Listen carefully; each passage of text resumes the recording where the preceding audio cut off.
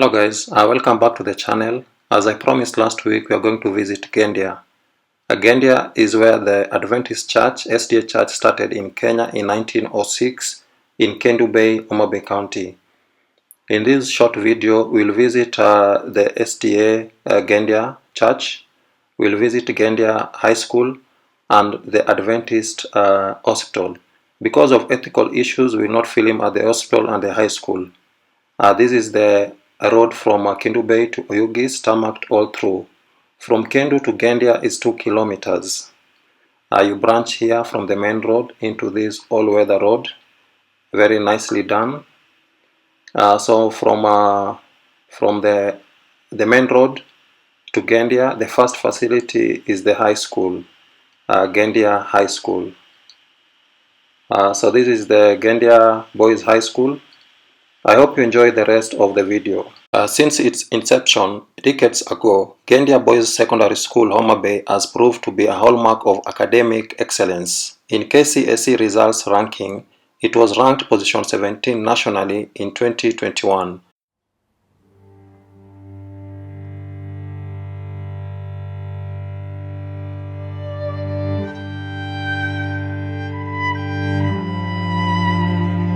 This is the historic SDA Church at Gendia. Before we start our tour of the church, let me give you a brief history of the SDA Church in Kenya. Between 1903 and 1905, the General Conference of the Seventh-day Adventists met and decided to send some missionaries to East Africa. These were Pastor Carscallen and his wife, together with Pastor Peter Nyambo from Malawi. The three first set foot in Mombasa, which they found already occupied by Muslims. Although transport was a big problem then, they moved to Nairobi by train. The missionaries did not settle in Nairobi, but instead proceeded to Kisumu, a town by Lake Victoria which already had rail connection by then. Here, Pastor Carscallen and Peter met missionaries from other denominations who had already established bases.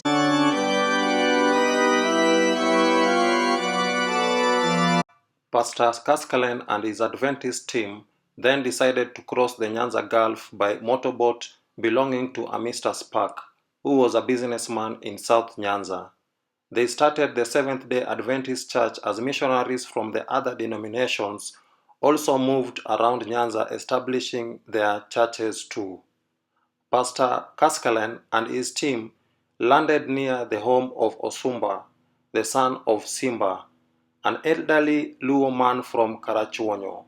Osumba was one of the Kajuok sub-location old men who gave a piece of land to Pastor Carscallen for building. Here is the land. The missionary started by pitching 2 tents, one for himself and his wife, and the other for Pastor Nyambo.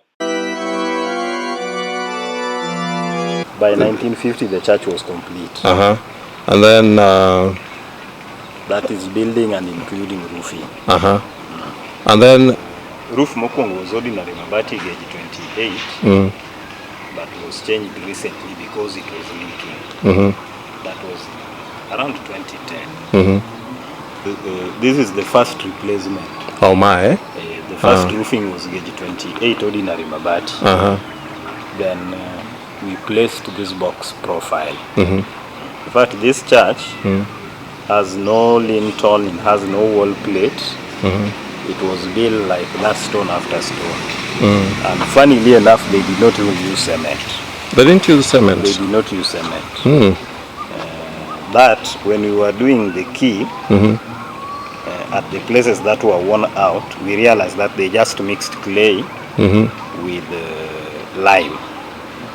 And that is what is carrying, what was used to join those the stones. The stones. It's not cement.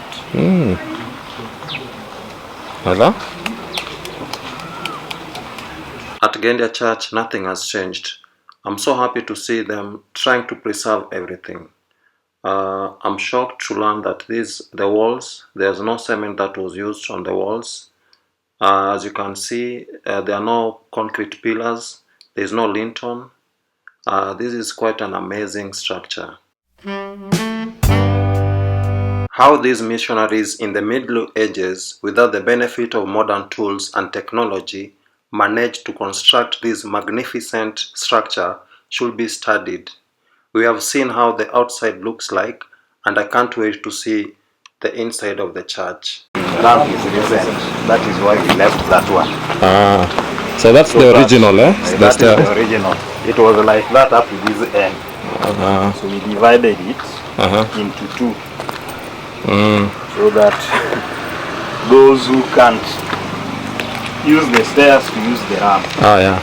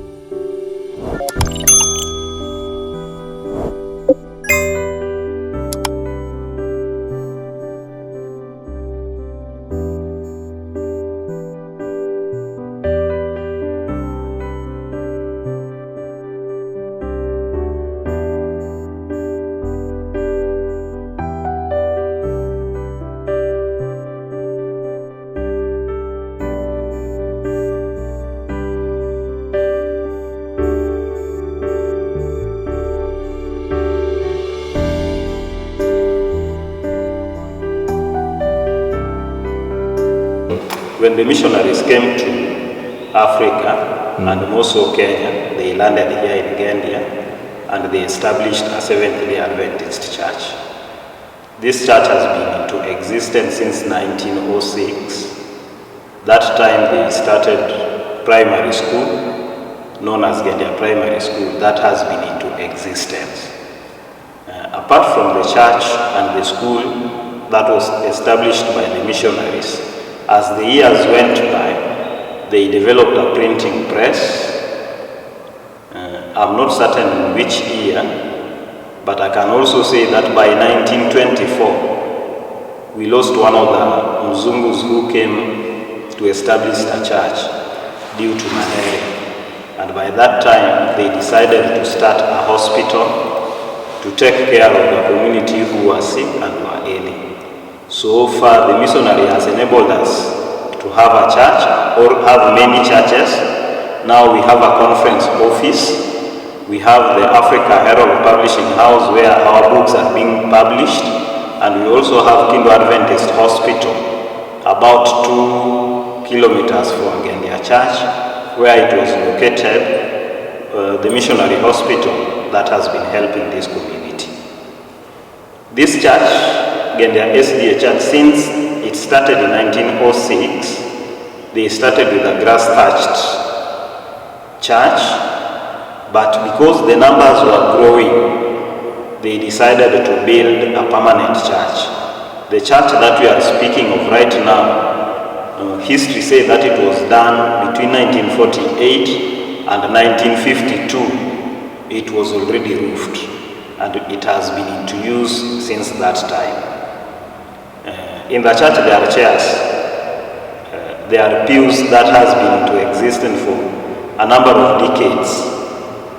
They've been in use and we are still using them up to now. We are proud of what these people came and did in this part of Homa Bay County. Now we are having very many fields and very many conferences and unions all over Kenya. In fact, we have 2 unions that originated just from Gendia Church, the one that we are speaking of today. We are grateful because of Pastor Carscallen and his wife, who decided to come and start this church. And it was a difficult task, though they could call people, tell them on how they could count the days of the week, invited them to come, and whenever they could come to church, they could be given things like sugar to carry back home. And so people could be coming because of the charity that was being done and the good things that they could get. People were also introduced to clothing because of the coming of the church. And today I can certain that people no longer use skins. People no longer use the things, the attires that they were using, but they are being dressing in clothes that were brought by these white men who established this missionary church. Thank you. In this channel, I post new videos every Tuesday. Next week, I'll bring you the story of Islam in Kendu Bay, how the Arabs brought Islam in Kendu Bay. Thanks for watching. If you're enjoying my 30-day tour of Homa Bay County, please like the video and share it with your friends. Thanks very much for watching.